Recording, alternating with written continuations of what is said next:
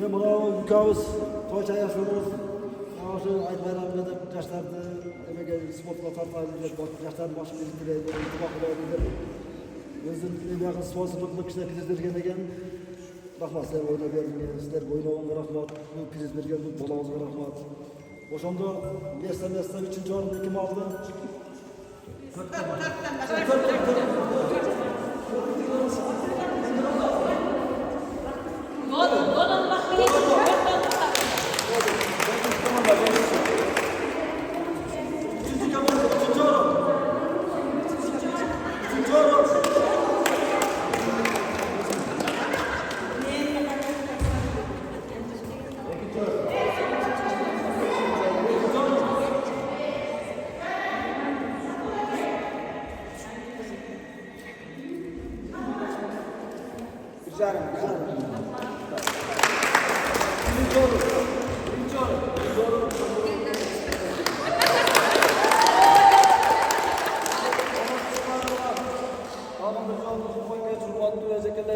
Kardeşler, cengeler, bugün bardığımızda kurban etmeyle özmeyla.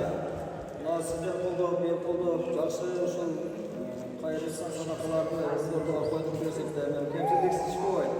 Ne kemçilikler kese kemçiliksiz var. Ama bana yeğenler buludan, bana bıçak çak olsa pişirdiğinizler de bu kara çatmışlar yanına mix olacak.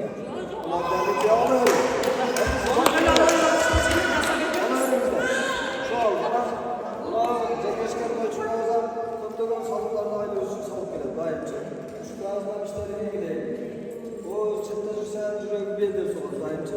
İşlerге ilgili kolayız, bardығы өз кейінгі жылдар мындан жақсылықта, игілікте, биримдикте, ушул айт байрамды қадасатлы, шуны өркөндөрдө өздөген ниетибиз бар, Кудай кааласа. Албетте сиздердин салымыңызда. Игілік қалайыз, дағды жолын байрамыңыздармен, тойчукабыздан жакшы болот.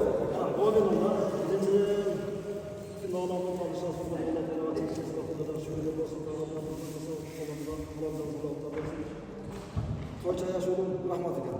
Naşı intiba için de özde bakımda düştü sponsorluk var. Toyları, priz koyları otasın. Allah Teala niyetlese ilgili masrafını versin. Yüzçü olacak altın için oldu. Ateneğinin o safarda jürasın daimiz Allah Teala sizlerdi.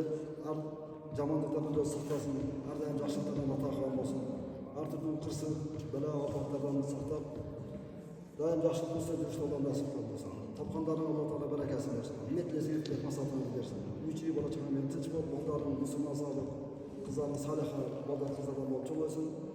Akıl etsi, imanlı baldan kızlardan bol çok olsunlar. Yedi cürtün sıçık olsun, yedi cürtün işte biz sıçık olalım. Amin. Allah'a emanet.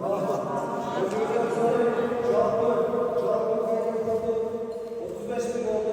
5.000 son sizlerdeki, 15.000 son futbol isterdiki, 15.000 son voleybol isterdik ya. Ama akazmayan cengi özağımız ziyaretleri